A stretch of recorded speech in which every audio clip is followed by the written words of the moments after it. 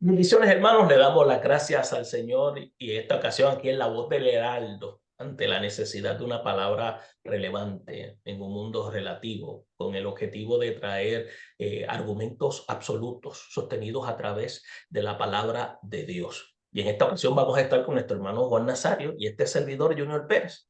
Nuestro hermano Richard pues está en unos asuntos personales y esperamos que se pueda conectar con nosotros más adelante y también de su aportación a este programa porque es de mucha ayuda. En esta ocasión vamos a estar hablando dentro de las posturas milenialistas, vamos a estar hablando con relación a lo que se conoce como el amilenialismo, que es un tópico sumamente interesante, porque cuando se habla del mismo es una postura de carácter escatológico, que de manera general enseña que el milenio del que habla la Biblia en el libro de Apocalipsis, en especial el capítulo 20, del 1 al 10, se refiere al tiempo presente de la iglesia donde Cristo está reinando en un trono celestial y que culminará con la segunda venida de Cristo. Pero vamos a estar hablando con relación a este aspecto y nuestro hermano Juan Nazario va a estar presentando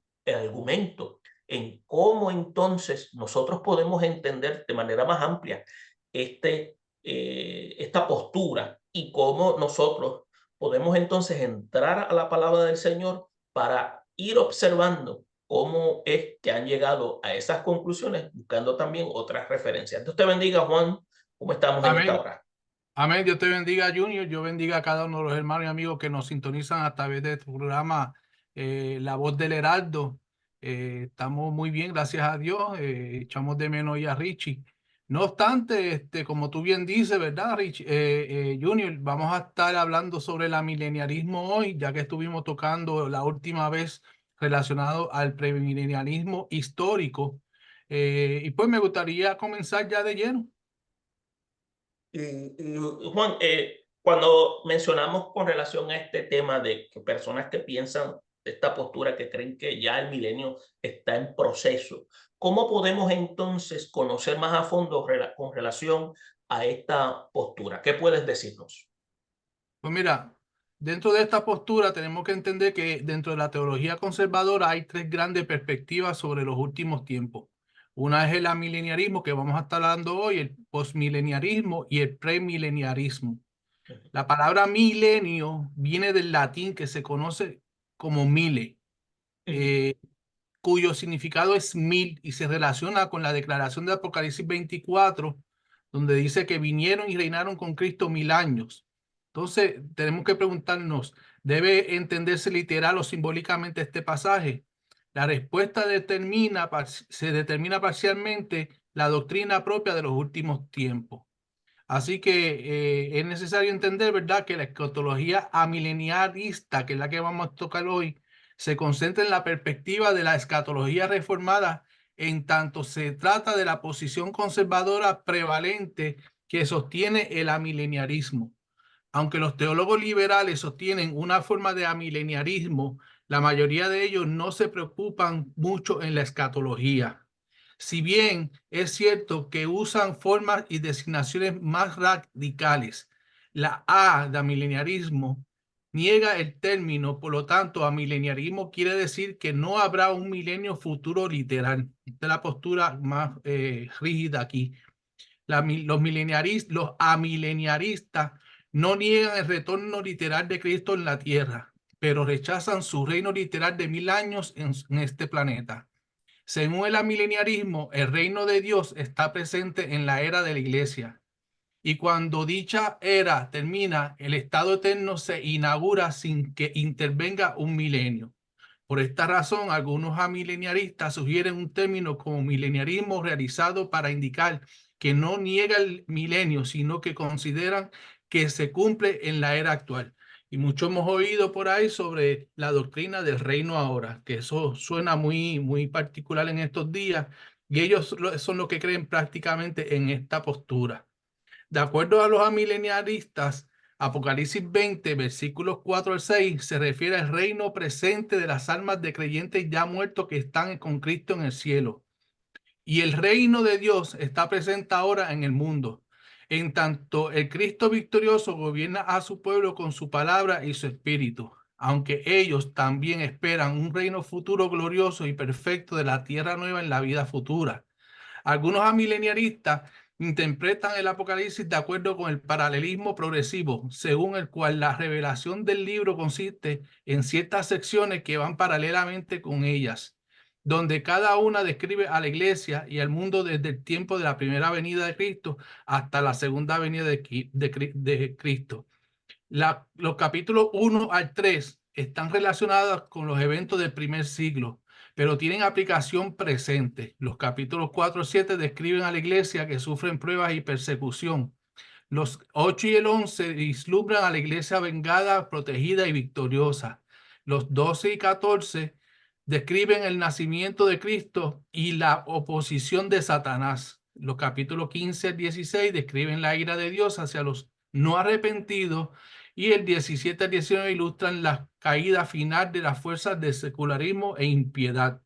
El 20 al 24 pues, donde describe la condenación final de los enemigos del Señor y el triunfo final de Cristo y la iglesia. Y el capítulo 21 al 29 ilustran la caída final de los enemigos del Señor y el triunfo final de Cristo y la iglesia.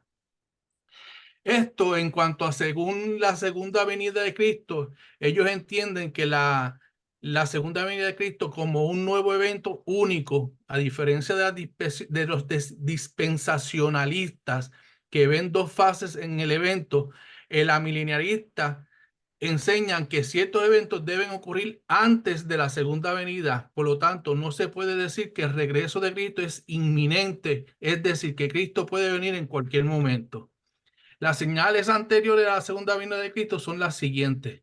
El llamado de los gentiles, en el cual se realizará a las naciones. Algunos de ellos creerán y se constituirán en la plenitud de los gentiles. El número 2 es la conversión de Israel. Todo Israel no quiere decir la nación, sino el número elegido de israelitas. La gran apostasía y la gran tribulación. Estos eventos se cumplieron parcialmente en la destrucción de Jerusalén, pero también tendrá un cumplimiento futuro. La número 4 es la revelación del anticristo. Hubo un elemento del anticristo durante tiempo de Pablo y los hay en el sistema papal de Roma, pero la identidad del anticristo se plasma en una persona escatológica. El número 5 sería prodigios y señales. Habrán guerras, falsos profetas, milagros satánicos, sorprendentes y señales en los tiempos. Así que Cristo regresará en el día de la consumación al final del mundo. Sin embargo, nadie sabe al tiempo de su venida su forma personal y física y visible. No se puede equiparar con la venida del Espíritu Santo en Pentecostés. A diferencia de los premilenialistas, quienes enseñan que la segunda venida de Cristo establecerá su reino terrenal, los amilenianistas enseñan que el propósito de su regreso es introducir la era futura del estado eterno de las cosas, tal como se alcanzará con la resurrección de los muertos y el juicio final. No se puede equiparar con la venida del Espíritu Santo en Pentecostés. Y antes de entrar a la resurrección de los muertos, como ellos lo ven, me gustaría saber si tiene algún comentario, Junior. Fíjate, lo único que te quería señalar, luego que estás presentando esta posición, nosotros entendemos que el milenialismo es un punto de vista que es válido, que un cristiano pueda sostener. Ahora, de ninguna manera el amilenialismo lo podemos establecer como si fuera una herejía y no se debe Claro. rechazar a los amilenialistas como si fueran hermanos y hermanas en Cristo. Nosotros prácticamente consideramos conveniente publicar a veces artículos presentes de aspectos positivos en cuanto a esto, dando a conocer que aunque posiblemente no estemos de acuerdo con su posición, entendemos que deben ser escuchadas. Y Claro, tenemos que también entender que siempre es bueno que nuestros puntos de vista, también como los otros tenemos, sean cuestionados como estamos ahora haciéndolo con la de nuestros hermanos amilenialistas. Por lo tanto, la intención es escudriñar las escrituras para asegurarnos de que nuestras creencias bíblicas son de carácter sólido, o sea, no basadas en una idea filosófica sin un tipo de fundamento. Eso es lo que quería señalar para que continuara en cuanto al tema. Y algo que quería mencionar es que en el amilenialismo es uno de los, creo que de los 4 puntos de vista del fin de los tiempos con respecto al reinado de 1000 años de Cristo, y que cada uno de los 4 puntos de vista difiere en lo que es, creo que, ubicación, el momento del reinado, que se menciona en Apocalipsis 20, porque, por ejemplo, un amilenialista puede ver 1000 años como espirituales y no literales, en contraposición a una interpretación física de la historia. Pero no sé si me estoy adelantando a si tú vas a mencionar sobre eso, y no quiero entonces interrumpir lo que quieres seguir argumentando. No, es correcto lo que tú has dicho. Nosotros no estamos pretendiendo en ningún momento, ¿verdad?, que se establezca como una herejía o una falsa doctrina lo que estamos informando relacionado a una u otra de las perspectivas que estamos aquí estudiando. El propósito principal es que la gente tenga el insumo para que pueda estudiar y tener conocimiento, ¿verdad?, de lo que es lo que dice la palabra y cómo la sostiene diferentes clases de perspectivas teológicas, en este caso de los tiempos finales. Sí. Pero me Oye, gusta, sí, perdona que te interrumpa nuevamente. Mencionaste a inicio, fíjate, cuando utilizaste el elemento del prefijo, que normalmente significa negación de una, sí, que hay siempre en una palabra, es la posición, en el caso de amilenialista, que ve el milenio como algo que está realizado, o más bien como un milenio ahora. correcto. Entonces, en pocas palabras, podríamos decir que entonces el amilenialismo considera la primera venida de Cristo como la inauguración del reino, y su regreso como la consumación de ese reino. Entonces, también está la mención que se hace de 1000 años, que se refiere hacia todas las cosas que sucederán en la era de la iglesia. Te lo menciono, no sé si vas a comentar sobre eso más adelante, porque es lo más común que he escuchado de las posturas amilenialistas. Ahí lo dejo sobre la mesa para que continúe. Bueno, yo lo que te puedo indicar es que cuando se establece la doctrina como tal, ellos quieren decir que no habrá un milenio futuro literal. O sea, Sí, porque ellos ellos no... entienden, ellos entienden que su inicio tuvo cuando la primera venida de Cristo. Es la postura de muchos de ellos. Por eso. Ajá. Entonces ellos piensan que la consumación viene en la segunda venida. Pero ellos no niegan el retorno de Cristo, pero ellos rechazan Ujú. literalmente el reino de 1000 años en este planeta donde Cristo viene a reinar por 1000 años. Por eso es que hay que ver eh, cuáles los puntos fundamentales de cada una de las doctrinas que estamos estableciendo para que nosotros tengamos un macro, ¿verdad?, de qué es lo que más se ajusta, diría yo, a lo que es el mensaje de la palabra del Señor. Eso quiere Porque decir que entonces el amilenialismo lo ve dentro de un marco espiritual, porque dice que Cristo está sí, reinando desde el cielo. sí, ellos pues establecen que ya los 1000 años están ahora mismo sobre la faz de la tierra. En este Ok. proceso es que viene a estar el Señor reinando. Pero Ujú, cuando vamos a la Escritura, tú sabes que la Escritura dice que el que está reinando sobre la faz de la tierra no es Cristo ahora mismo. ujú. El rey de este mundo es Satanás. Y se puede contradecir a veces con lo que dice la teología bíblica.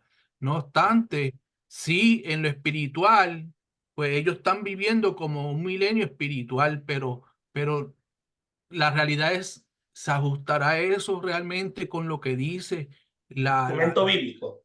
documento bíblico, ¿verdad?, con el canon? Ok, y entonces eso entraría en cómo se interpreta el documento bíblico, porque si entonces hay unos que ven que este reino es uno de carácter literal, donde Jesucristo literalmente va a estar reinando en la sede principal, que vendría siendo la Jerusalén restaurada.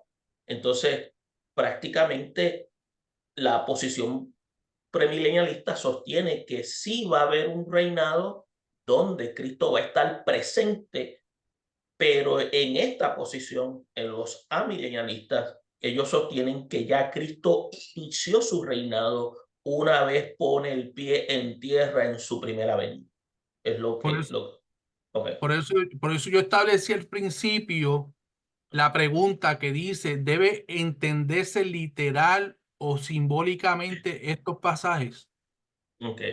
Porque va a depender de cada cual en dónde quiere establecer su Posición. esperanza, su Ok. posición y su esperanza en cuanto a la venida del Señor Jesucristo. Ok. Ok, es lo que quería señalar porque sé que tienes bastante información y quisiéramos también saber qué, qué más contiene esta posición en la cual deberíamos estar informados. Correcto, pues entonces me gustaría entrar ahora a la parte que ellos establecen sobre lo de la resurrección de los muertos. Oh, interesante, bien. Según el amileniarismo, la Biblia enseña la resurrección corporal al final de los tiempos. 1 Corintios 15, 35, 39. El cuerpo del creyente resucitado será en sentido fundamental idéntico al cuerpo presente. Con respecto al tiempo de la resurrección, ocurrirá al mismo tiempo tanto para creyentes como para incrédulos. Pasajes como Daniel 12:2, Juan 5:28 al 29, Apocalipsis 20:13 al 15, así lo implican. Daniel 12:2 menciona a piadosos e impíos en la misma declaración como sucede en Juan 5:28, 29. Y el término ahora en Juan 5:28 no podía usarse para denotar una distinción de 1000 años entre las dos resurrecciones. Creo que en Juan 5:8 lo que establece es que nosotros vamos ¿cómo se dice? Perdóname, lo tengo aquí. No os maravilléis de esto, porque vendrá ahora cuando todos los que están en los sepulcros oirán su voz. O sea que nosotros, ¿cómo te digo? Vamos a oír la voz del Señor, pero no necesariamente significa que va a haber una distinción, según ellos, ¿verdad? De los 1000 años entre esas dos resurrecciones, porque va a haber una, evidentemente, cuando se ve la perspectiva premilenialista, dispensacional, donde va a haber una resurrección de los muertos primero y después lo que hayamos quedado seremos arrebatados, ¿verdad? Pero va a haber una segunda resurrección después en Apocalipsis 20, pero esa para condenación. Así que en ese aspecto, pues no podía usarse para denotar una distinción de 1000 años entre las dos resurrecciones. Así que en Hechos 24:15, Pablo usa el singular resurrección para describir la resurrección de justo e injusto. Apocalipsis 20:11, de 20:11 al 15, debe referirse a todos los muertos, no tan solo los creyentes, porque la expresión la muerte y el Hades entregarán los muertos que habían en ellos ha de referirse a todas las personas. La resolución de los creyentes y de los incrédulos ocurre en la segunda venida de Cristo. 1 Corintios 15:23 y 1 Tesalonicenses 4:16. Y también recibe el nombre de poder de postrer o día del Señor, tendrá lugar al final de los tiempos en el advenimiento del Señor, del estado eterno. Así que, Perdona que te interrumpa, Juan. Me llama sí, mucho la atención esto del aspecto de las resurrecciones, porque cómo nosotros lo podemos trabajar dentro del marco escritural cuando lo vamos a, a traducir o mejor dicho, interpretar. Porque fíjate, nosotros proclamamos un Dios que vive en un presente constante. Ese es uno. Entonces, ¿qué pasa cuando una persona muere? En el momento en que la persona muere, la ajá, persona, al ser enterrada, está, como dice el documento bíblico, durmiendo, esperando ser resucitada, o está ya espiritualmente ante la presencia del Señor. Es una pregunta que considero que es de carácter legítimo. ¿Qué es lo que se refiere al término resurrección cuando habla de esa manera? Si está diciéndolo ya en un contenido, cuando ya las personas ya están en la presencia del Señor, pero van a ver el cumplimiento de lo que Dios había ya indicado a través de las Sagradas Escrituras al verse en el tiempo final. Por eso es que cuando dice que el mar entregará sus muertos, a veces cuando se analiza el pasaje, da la impresión de que esas personas todavía están ahí, pero hay personas que han muerto en el mar hace miles y miles de años y físicamente esos cuerpos no están. Entonces, habría que entonces analizar qué es lo que quiere decir el pasaje cuando utiliza esa expresión, si es que está queriendo enfatizar de que nada de lo que haya muerto va a quedar sin ningún tipo de atención en cuanto a eso, y que todos aquellos que murieron en la esperanza bienaventurada, los que creyeron en Cristo Jesús en el periodo, que si proclamamos que Dios está en un presente constante, ya ellos están en la presencia del Señor y en ellos ha ocurrido una transfiguración, y en esa transfiguración ellos son cuerpos glorificados que, acuérdate, hay una distancia entre la eternidad y el tiempo que vivimos nosotros, que son dimensiones totalmente distintas, por lo tanto nosotros vemos todo en un término futuro, Dios todo lo ve en un término presente. Pero viéndolo desde el lado de nosotros, ellos vendrían ahora a ser partícipes de lo que ya Dios había establecido desde el Antiguo Testamento hasta el Nuevo Testamento. No sé si estoy tratando de hacerme entender en cuanto a eso, queda ya el tiempo nos quiere traicionar, pero la relación por la cual digo esto es porque cuando se habla de muertos, como que nos quedamos en un paréntesis y surgen muchas interrogantes.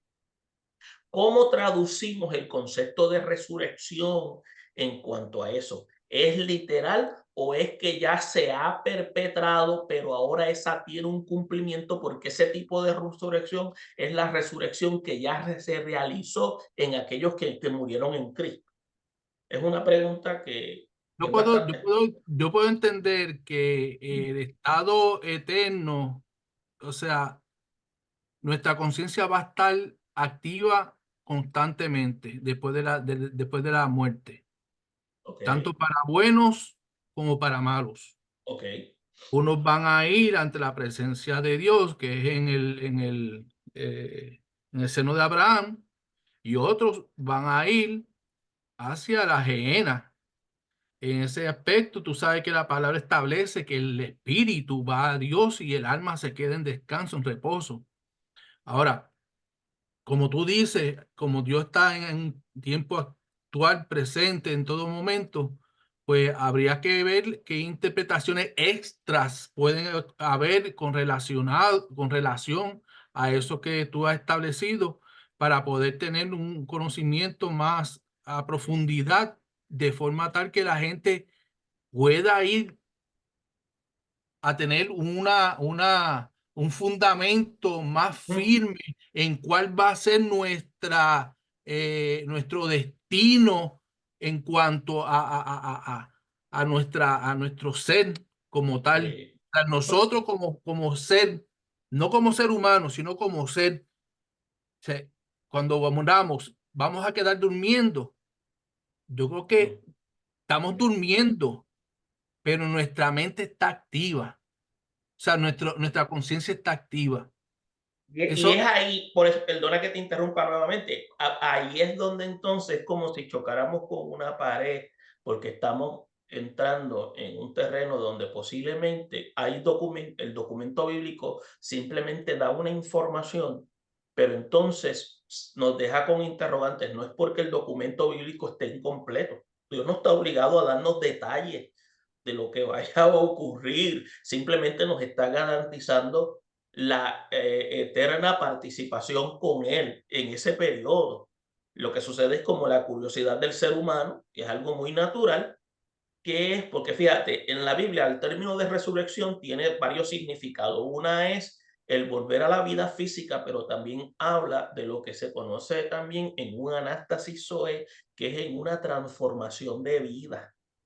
Entonces, estará hablando en ese sentido dentro de ese elemento de transformación de vida, porque si ya el alma no está en el cuerpo, esa alma, por ejemplo, acuérdate que en la mentalidad del tiempo antiguo se creía en y especialmente en la mentalidad griega. El griego pensaba, el Hades tenía dos departamentos.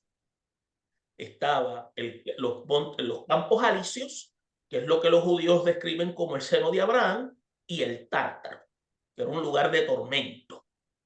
Ahora, con el transcurso de la teología medieval, con el transcurso de lo que es la teología sistemática, vamos dándonos cuenta de que sí hay un lugar de tormento, hay un lugar de descanso eterno para los que están en Cristo, e incluso la enseñanza de Rico y Lázaro, que está basada en una interpretación donde se dice y se muestra a través de una leyenda que indica que un amigo escriba de Lázaro, fue el que pudo ver a Lázaro en el campo alisio y viendo al rico en lugar de tormento. Ahí es donde surge este elemento de esta parábola, y algunos no lo ven como una parábola porque menciona nombres. Pero independientemente de eso, está declarando algo importante: la realidad después de la vida. O sea, quiere decir que la muerte no es extinción, la muerte es transición, que las Claro. decisiones que se toman en vida van a tener una repercusión en el futuro. Y acuérdate que los mitos que se tenían en el tiempo antiguo, los mitos no se pueden tomar como algo falso, porque acuérdate, no vivían en un tiempo precientífico, y lo que no se podía explicar lo llevaban a un nivel espiritual y de carácter divino.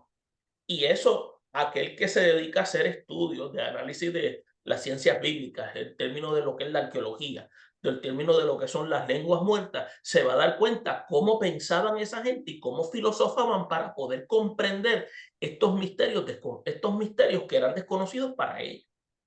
Yo creo que sería bueno después establecer un programa, por lo menos aunque sea de un solo día, para hablar sobre la neumática, que es lo que habla relacionado Sí, al alma del ser humano, sí. y estudiar un poquito más a profundidad esa área. Sí, y no es que estamos poniendo entredicho todo el argumento que se está presentando, es que es importante que cuando vayamos a hacer análisis escritural tenemos que tener claro lo siguiente: ¿qué es lo que está queriendo decir el documento bíblico cuando habla de esas resurrecciones? ¿Cómo nosotros lo interpretamos? ¿Y qué definiciones nosotros encontramos en la Biblia en cuanto a elementos de resurrección? Porque lo estamos viendo dentro de la dimensión humana, tratando con un Dios que vive en un presente constante. Porque Sí, ese Dios que vive en un presente constante fue el que le dijo al ladrón: hoy estarás conmigo en el paraíso. O sea, ¿cómo va a estar hoy si él estaba ahí crucificado? Eso es una pregunta que cualquiera te la puede decir, pero ¿a qué se está refiriendo? ¿Te das cuenta que hay una profundidad teológica dentro de esa declaración? Entonces, claro. hay también profundidad teológica dentro de esas declaraciones que se mencionan en las Escrituras. Eh, Vamos a detenernos aquí, Juan, porque el tiempo nos ha traicionado, pero esto se quedó y todavía hay que concluir con ello. ¿Qué podíamos resumir para cerrar? Bueno, que prácticamente tenemos que entender, ¿verdad? Que ellos, los amilenaristas, pues es una perspectiva muy válida, ya que sostiene muchos de sus puntos dentro de lo que es el canon bíblico, pero que hay algunos puntos dentro de los cuales que ya los discutimos, que no está de más ya entonces discutirlo otra vez o mencionarlo, en los cuales su doctrina o su perspectiva flaquece o carece de sostenimiento bíblico. Y en ese sentido, pues nosotros tenemos que esperar ver cómo concluye las demás otras perspectivas para tener el insumo completo de lo que hemos estado hablando en el día de hoy.